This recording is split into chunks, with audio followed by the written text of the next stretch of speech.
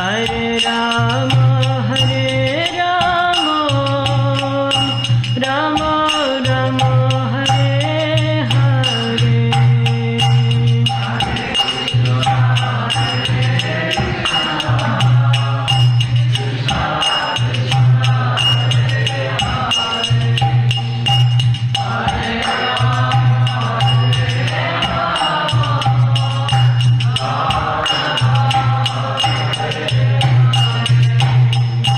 Jaya Prabhupada, Jaya Prabhupada, Jaya Prabhupada, Shiva Prabhupada.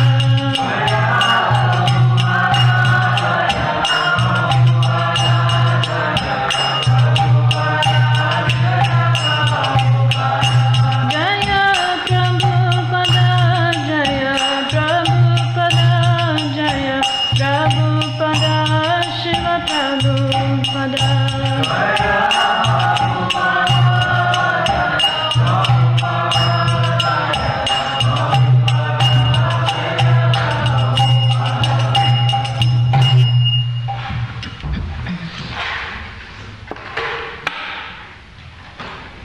Hare Krishna. Thank you everyone for coming. So we're reading from Srimad Bhagavatam, Canto 3, Chapter 7, Verse 39. Om Namo Bhagavate Vasudevaya. Om Namo Bhagavate Vasudevaya.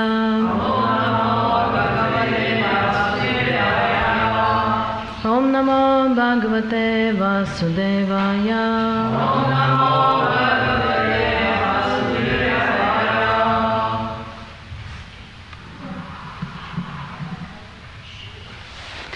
Nimitani cha tasyesha proktani anka suribhih svato jnanam kutah pumsam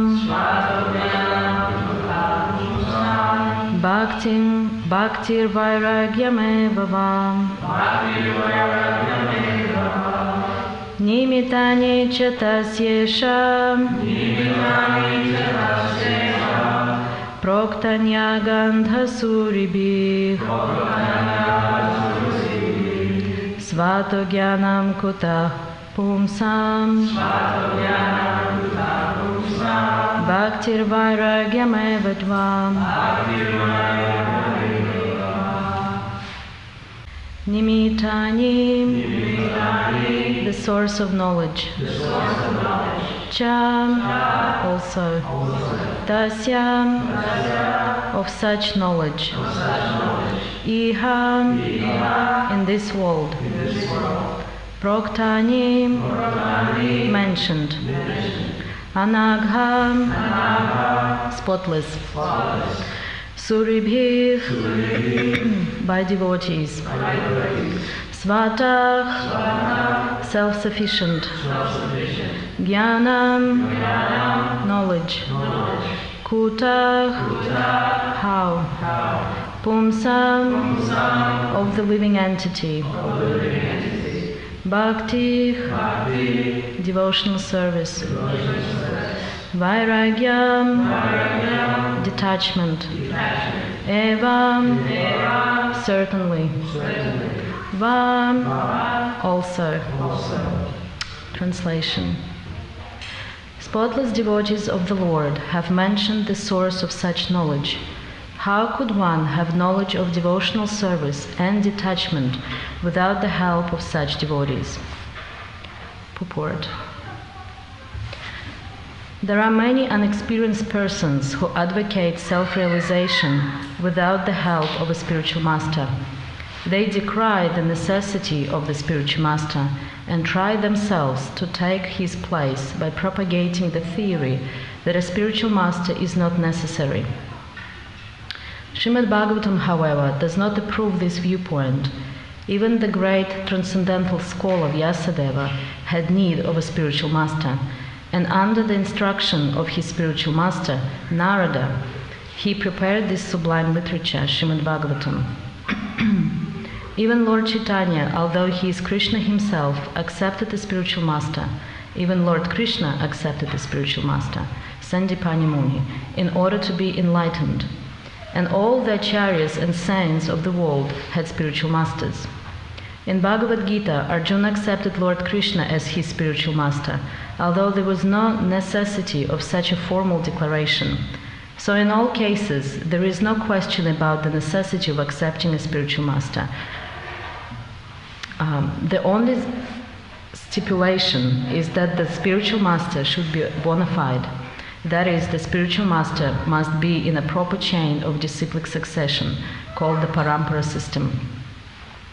Suris, the great scholars, but they may not always be anagha or spotless.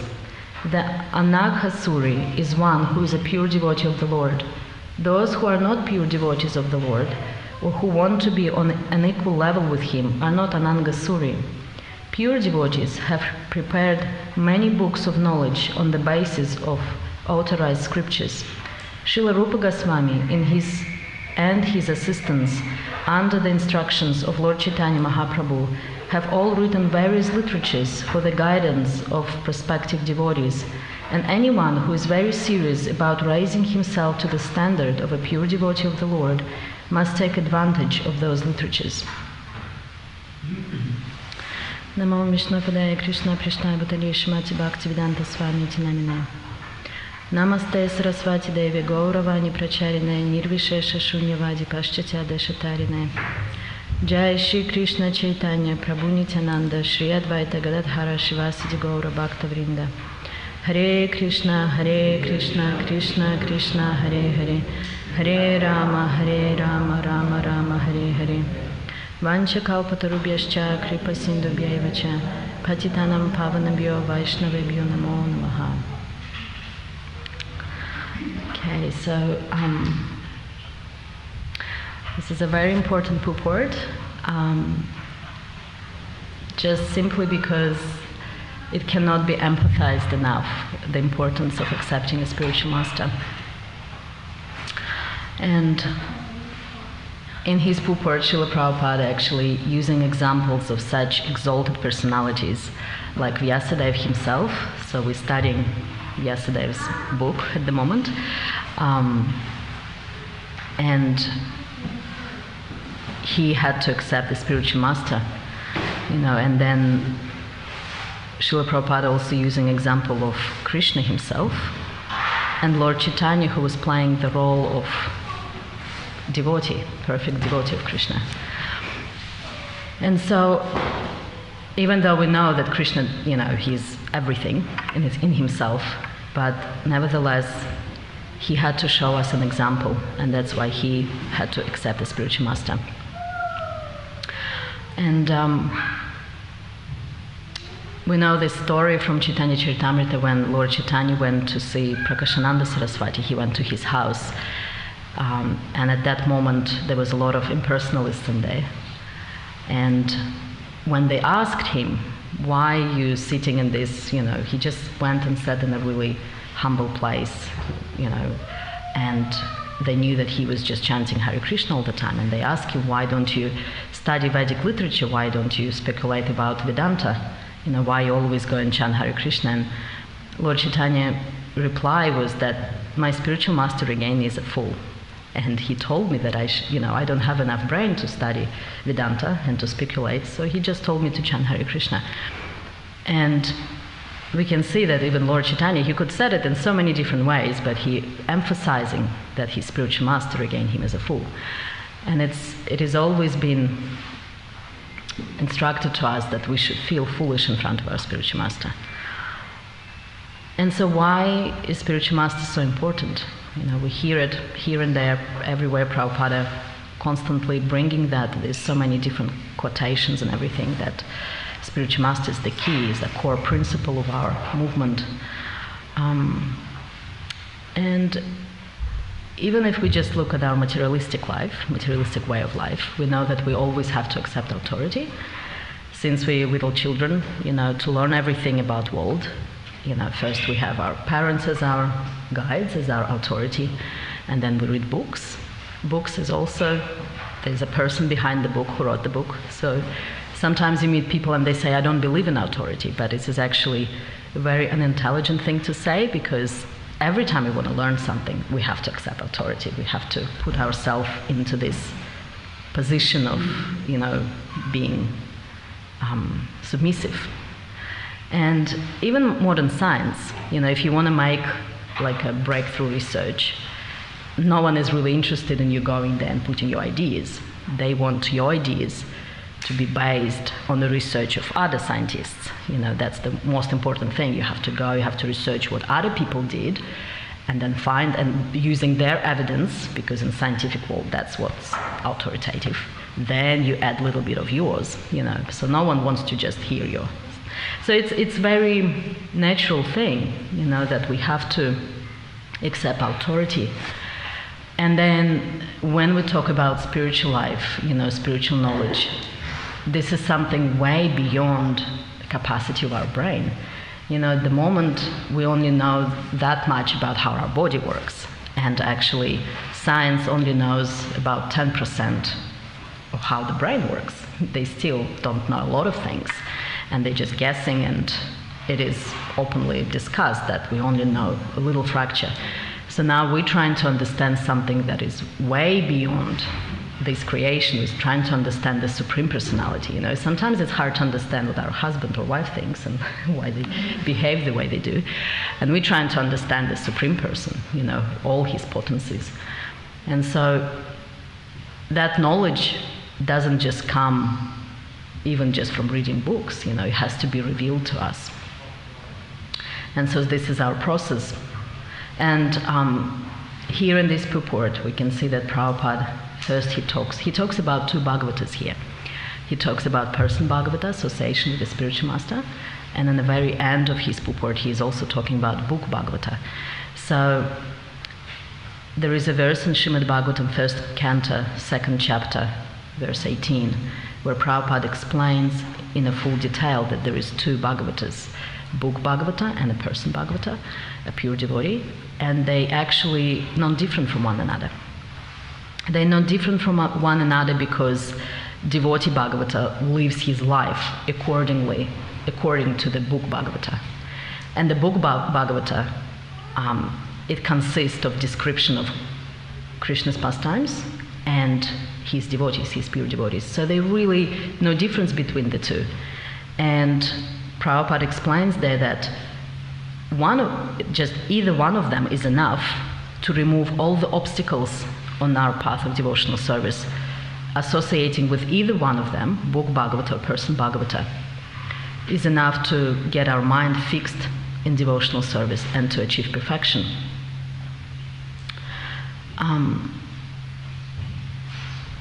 But nevertheless, in another quote that Srila Prabhupada himself explains, that's Srimad Bhagavatam, 2nd canto, 2nd chapter, verse 27. Srila Prabhupada writes, "It is said that one should become a Brahmana before one can understand the Vedic statements. And this stricture is as important as the stricture that no one shall become a lawyer who has not qualified himself as a graduate. Such a stricture is not an impediment in the path of progress for anyone and everyone, but it is necessary for unqualified understanding of a particular science. Vedic knowledge is misinterpreted by those who are not qualified Brahmanas. A qualified Brahmana is one who has undergone such strict training under the guidance of a bona fide spiritual master." So basically what Prabhupada is saying here is that we may not be qualified enough to get all our answers just from books. So even though the person Bhagavata and the book Bhagavata, they're equal, and one of them is enough, either one of them is enough. But unfortunately, Prabhupada, how he states in here that unless we went through the certain training under guidance of spiritual master, we don't have enough qualification and enough purity just to read the book and get everything out of there without like a guidance of a living spiritual master. So why is it like that? Why we would struggle to just use the book Bhagavatam? I think when I started studying my psychology degree, there was like a first year, first semester, first unit, and the very first topic that they bring to you, just like as a basis for understanding everything else, like a building block for putting all other knowledge on top of that, is a topic of perception. It is quite important because there is a difference between perception and sensation. So I'm going to try to combine it really simple and as little as I can. So sensation is the message that we get from our senses. We know we have 5 senses. Yeah, we have hearing, listening, touching, tasting. And so sensation is basically our senses, we can see the light, and senses just get information about the length of the light wave. That's how we distinguish the colors. Depending on the length of that light wave, we know, okay, this is blue or this is red or whatever. So our senses just catch that. And same with our ears. They just catch the altitude and the frequency of the sound wave. That's all the senses get. They get the message.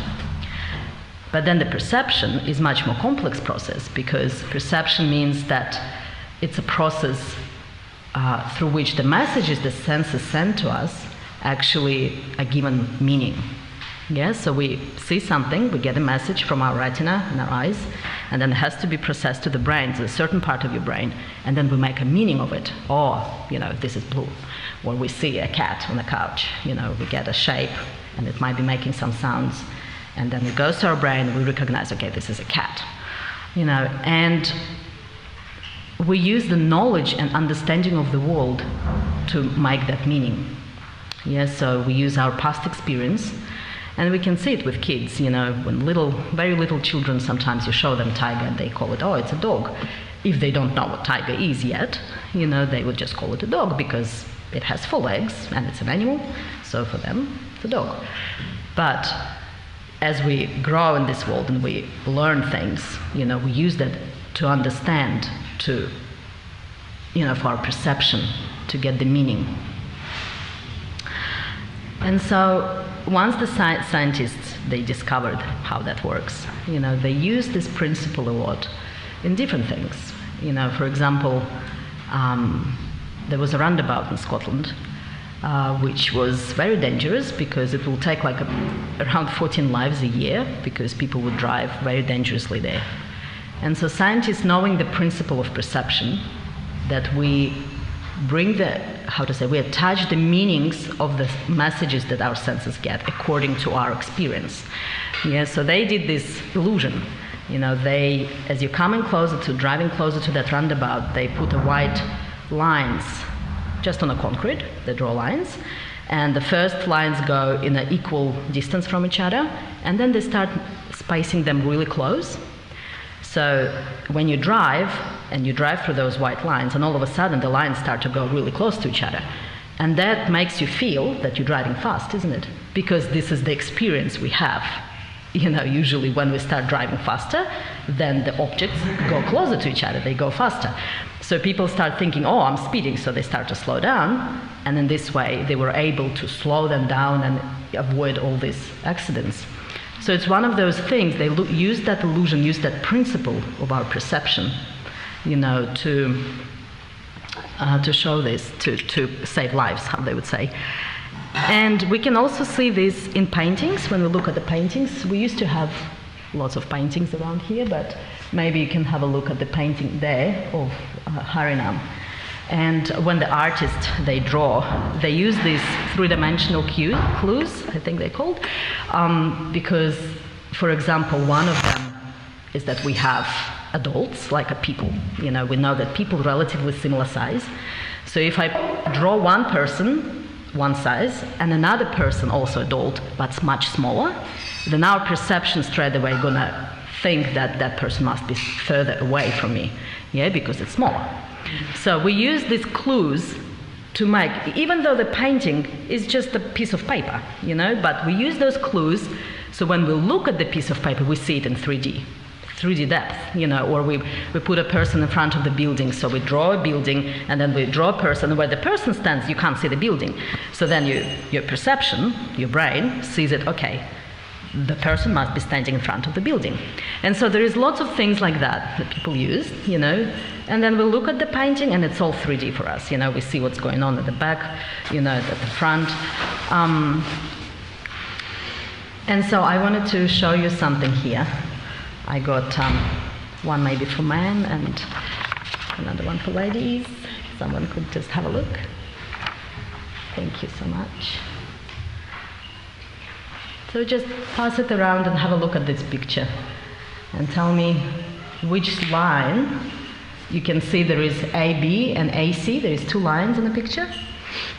Have a look and tell me which line you reckon is longer.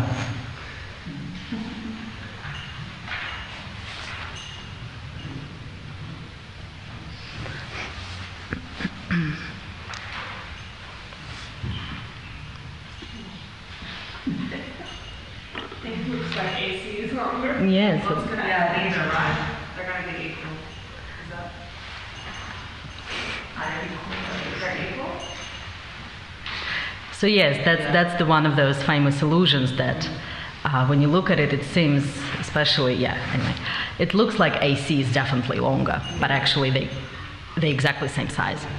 So, and the reason why we see it that way, because again, That one starts, it goes back further. Yes. That one starts later, but it's still the same. Yeah. And then they put the picture behind it. Yeah. That also kind of gives it like there is a path that's going somewhere there. And so again, so we're using these perception clues to, you know, perceive what we, you know, to perceive, but it doesn't necessarily mean that what we see is reality, that it's actually correct.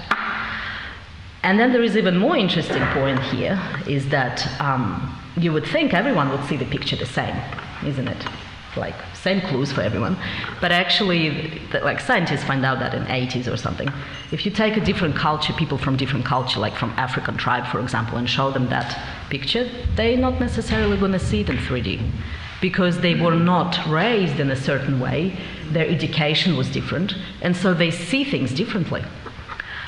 Sometimes we don't give enough value to culture, but culture actually, you know, it changes everything for everyone. Like it's like lenses that will look at everything that's going on around us through culture. And then you have point of attention. Attention is one of those tools of perception, because if we like stand on a high point and look down at the crowd, we pay attention to certain things, and everyone would pay attention to whatever is important for them. It's not the same thing all of us see when there's like a lot of people. Someone would notice that person, another will notice some noise, you know. Someone will notice bodybuilding, another will notice pretty woman, or a cat, or a children screaming. Depending on what's going on for us at this particular moment, that's what we're paying attention to. And we know this, you know, when we watch a TV sometimes, they put it during day, and then there is a reflection of, you know, whatever is in your room because of the sun. And at first it's annoying, because you can see this your movie and there is something reflected. But then you stop paying attention to it. You don't see it anymore. And so we learn to ignore certain objects. And so in this way, we can say that the objective reality we assume to be same for everyone is actually quite different from person to person, isn't it? And then we know about biases, you know, that everyone has their own ideas and values, and then we go on in our life and we constantly, when we get information, we're trying to twist information and see the part information that kind of confirms our bias, confirms our ideas and our values. And psychologists, you know, they don't even try to say that you can get rid of it, because you can't. Everyone is biased in one way or another. You just have to kind of know at least that, okay, I'm biased in this way, or I'm biased in, or I don't like, you know, whatever. So you kind of have to be aware of it, but you can never get rid of it. And then we have traumas. Unfortunately, these days, everyone is traumatized one way or another. because it's just the life and material world. And we know probably from personal experience that sometimes when we're in a company of a certain person, we think, okay, maybe I shouldn't bring this up because they're going to take it the wrong way, even though I'm not even talking about this, but because person being traumatized or went through something, they're going to, think that I'm talking about them, or they're going to get triggered or something. So, yes, and there was even like a interesting example of kittens. I think I was talking too much about it, but it's just so cool. Like, there's like a little kittens, and when they're growing, their brain is only developing. They're putting them in this artificial environment when there is no vertical lines. And so because there is no vertical lines, by the time the brain developed, when you get them out in normal environment, they cannot see vertical objects because the brain not used to they were not using that part of their brain to learn to recognize it, and it's just not there anymore. So that's how it works. If we think about it, we kind of get a picture here, about our perception, how we see things. And then Prabhupada talks about it in Sri Upanishad. Prabhupada talks about everything. He has everything in his books. So in Introduction to Sri Upanishad, he talks about 4 defects of a living entity. And he's not even talking just of perception, he's also talking about our senses, because that's the first defect of a conditioned soul, that our senses are imperfect. Yeah, so not only we have a perception, which is particularly, different for everyone, how we perceive information, but our senses are not perfect, And then because our senses are not perfect, we are in illusion, that's the second defect. And because we're in illusion, we commit mistakes. That's the next defect. And then the last one, we have a cheating propensity, because we do not like people to know that we made a mistake. Yeah. So, and sometimes when we talk about cheating propensity, people think, well, I'm pretty honest, I never lie. But actually, we do lie, because, sometimes we tell stories and we add a couple of dragons to it, just for it to sound dramatic. Or we don't say little things about us. We just use makeup, because we want to look a little bit more pretty than we are. We want to look a bit more clever than we are. So we do these things. So that's the cheating propensity there. So in this way, we suffer from those defects. It happens in such a way that people think of philosophy of Krishna consciousness just as something theoretical, that it never actually become linked to their everyday life. And then they say, okay, well, there is my spiritual life, and then there is material life. So whatever happens at work, whatever happens with, everything else, that's just material stuff. But then I have my spiritual life. But actually, everything is our spiritual life. As soon as we become devotees, there is nothing in our life that is not connected to Krishna. But to see that link, we need a living spiritual master who would explain it to us, who will help us to prioritize things in the right way. And we can see that in Narada Muni, that's the example that Prabhupada uses when he talks about 2 Bhagavatas. He brings example of Narada Muni because Narada Muni was serving to the pure devotees that came to their house, and that's how he understood the whole knowledge. Because just serving, we have this verse from Bhagavad Gita, Tadvidhi Pranipatana, ask your spiritual master, ask him questions in a servitude mood. And so that's how he achieved his success. And another important thing here to mention is that when we talk about spiritual master, in olden days, that would refer to Diksha Guru, because in olden days there would be a village and they would have a certain sadhu living there, and so that sadhu would have a very personal relationship with everyone in that village, and they will accept him as a guru and just follow his instructions, and that's it. But these days we have this international society of ISKCON. We only have a handful of sannyasis, that don't stay in one village, but they travel around the world, and sometimes we get initiated, but we don't see our spiritual master very often, or we might not have a very close relationship with him. And sometimes I get people coming to me and they say, well, how am I even supposed to explain everything? I never even talk to my spiritual master. Now I have this problem, I have to get get a recommendation and advice, but I can't even what am I supposed to tell him everything from beginning, and who has all this time? So it is actually a serious problem, you could say. But when we talk about instructing spiritual master, we're talking about Shiksha Gurus. So that Shiksha Guru is even more important than Diksha. Diksha connects you to, and give you your japa and takes your karma and connects you to disciplic succession. But the real importance is Shiksha. And how Srila Prabhupada was saying in this purport here that the word he used, the only stricture I think he used, or the question is the quality of your spiritual master. And even there, Srila Prabhupada gives the answer, because he said basically as long as the person is connected to disciplic succession, he is just as good. So sometimes we think that I can only take, instructions from the Uttamadhikari. That's it. Everyone who is below is just not good enough, not qualified enough, but actually it is not the truth, it's not how it works, because as long as we're connected to disciplic succession and the person is also under guidance of his seniors, so the process works just the same. It's like electricity. You have the source, or how you say it, like a base of electricity, but when you connect to a little power point that many thousands kilometers away, you get the same electricity, because that's the power of disciplic succession. And so my Guru Maharaj was always saying that there is always someone around us who is more advanced. Sometimes it just takes eyes to see it. It takes certain humility to find that person. But also there is just that desire, like what we were talking about, that point in our life when we understand that me by myself, I cannot get anywhere.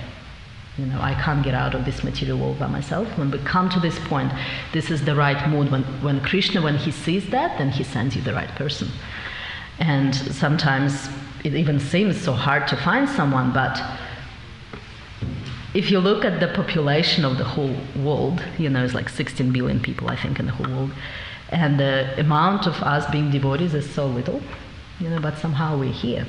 So there is nothing impossible for Krishna, even though it seems like so hard to find a Shiksha Guru, so hard to find someone that I can build a trustful relationship, that I can open my heart to. But it is our responsibility, and if we pray to Krishna, then he will help us to find someone. And that will help us to read Bhagavatam, because only by getting mercy of devotees, we get mercy of Krishna. Because devotee's heart is so compassionate that sometimes it is much easier to, make them happy. And then when they're happy, then Krishna has no choice, really. So they kind of ask Krishna for us, and then he reveals the knowledge. Then when we read Bhagavatam, then we can see it and not misinterpret. And the more we surrender, the less our mind, gets in our way. Because when spiritual master gives you instructions, and if we don't have this proper mood, then it's really hard, because sometimes you feel like spiritual master just doesn't know me, he doesn't understand my nature, he didn't understand the problems. We're trying to find excuse not to do what he said, because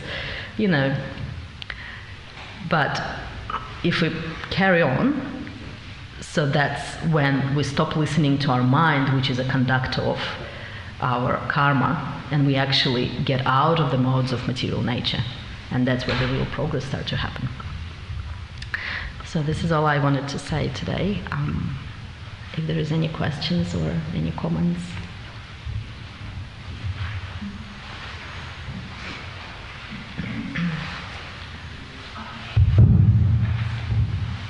Thank you for the class. I was just going to ask about, so you were saying our senses are impure as well, so if we're going to would that not attract the gurus that might give us the wrong information?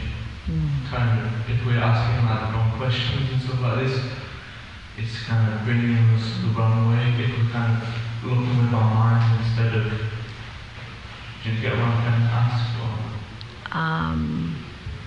Probably not yet. Yeah, so I feel like sometimes if you kind of involved in the material too much and you kind of trying to follow different things, you think you're going on the right path, so you're led by your mind, or asking questions in that kind of state, would that not lead you to the wrong place and further away from Krishna? So it's kind of not really a question, but Yeah, but that makes sense, yes, because what ultimately happens, we have a desire, because all we can do, we can only desire. If you think about it, who lifts my arm, like if I ask you to lift your arm, you just have a desire, okay, I want to lift my arm, and then everything else is performed by your body, by a lot of things.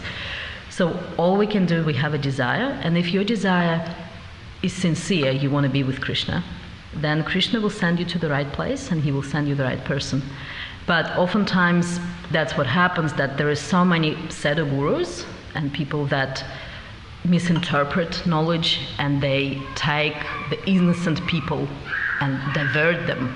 And from one side you can say, yeah, the people are innocent, but from another side, usually people who get attracted by certain thing, it's because they have deep down there certain desires again that lead them to that way. There is a verse in Bhagavad Gita which I can't unfortunately remember the number of it. Maybe someone else can help me with that. But it's where Krishna says that I give what person lack and save what they have. So basically, sometimes when person atheistic, then Krishna gives him intelligence to see that there is no God. So it's like an interesting point here. From one side, Prabhupada was talking about it, that there is all these misleading people that claim there is no spiritual master, misinterpret Vedas. And yes, that's not a good thing to do, of course, but there is also depends on our heart, what we want in our heart. So I don't know if it's... Can I add something? I guess to get there we chant. That's the only way we chant, and then, we get purified and the desires gradually get more purified. When you were talking about perception at the beginning of the class, I was thinking, I read in a book on the human body, like we place such a lot of importance on the way we see, isn't it? And so we always ask, can you show me Krishna? And he said, first you're going to hear. So I was reading that in our eyeballs, when we're looking around, the only bit that's in focus at any one time is about the size of your thumbnail. Yes. Everything else is out of focus, except that our eye keeps jumping around all the time. So we're only seeing something sharp the size of your thumbnail. It's almost frightening. Yes. It's actually, when we studied that subject, it was explained to us that you look at certain, wherever you put your attention, everything else inside you, your brain feels for you, because you don't see it. Yeah. So, and there was our professor, her father, he had some tumor or something in his eyes, and so for a long time, he couldn't actually see, part of his eye couldn't see a certain thing. But when he looks at the bench in the kitchen, his brain will fill up from the memory. So he would think that there is a bench there, but there is actually no bench in there. So, and then he would put the plate and it will fall down. Sometimes it will happen like that. So that's our brain, that's the placidity, it does that. So we can't really rely on it much, I suppose. Thank you for the class. When you were speaking at the beginning about the scientific method and how they really align perception, I was thinking that actually in our Vedic system, there's three sources of knowledge we have. One is Shastra, one is direct perception, and one is putting the two together. Philosophizing about, thinking about, reasoning. And then later in the class we're talking about treatment of women and children. And then just sort of putting those together, that sometimes as devotees we say, oh, this is my perception, this is my direct perception, I saw this, or this data says this or that. And sometimes the response is like, oh, that's insignificant. The Shastra is the only thing. But if we look at those three sources of knowledge, we see that actually the third one is really just putting two together. The third one is just logically combining those first two, right? Yeah. So if you look at it in that way, the Shastra and our perception are the only two sources of knowledge that are given to us. So, yes, it is wrong to say, our perception is the only thing, and that is wrong. it's also wrong to say that Shastra is the only thing and our perception is not. That's not our philosophy, actually. No. So if we read the Shastra and we apply it in such a way that we directly perceive that the result of our application is that people are being dishonoured or disregarded or not encouraged, and we know that Lord Chaitanya, to all of our acharyas have said that everyone should take Krishna consciousness. Then we can see what our application of Shastra is not. There's something wrong with it. In other words, if we don't take enough regard for our perception or our direct, looking around what's happening, then it can lead to fanaticism and a misapplication of the philosophy. Yeah, that's a very interesting and important point, because here you see how we have perception, we have Shastra, but we also have sadhu. So sadhu is that medium which helps us to see that, is my perception is actually according to Shastras, if it's actually connected in the right way. Mm-hmm. So he is that medium, because yes, it is important, but at the same time, each one of them is just not enough. So that's why we have Shastra and we have perception, and then we have sadhu that puts it together. Yeah. Thank you. There's a famous verse. The Vedic scriptures are so vast that we can't discern the truth just by examining them. The ultimate purport of the Vedic literature is hidden within the heart of children. Yes, thank you for that one. Actually, I remember when we studied about, it was just said that if you study Shastras too much, if you get too much into it, without proper guidance, you become atheistic. You become an atheist. Because it's so complicated and there's so much of it that if you just try to understand all of it, it will lead you to atheism. Thank you. Thank you, everyone. Thank you so much. Hare Krishna.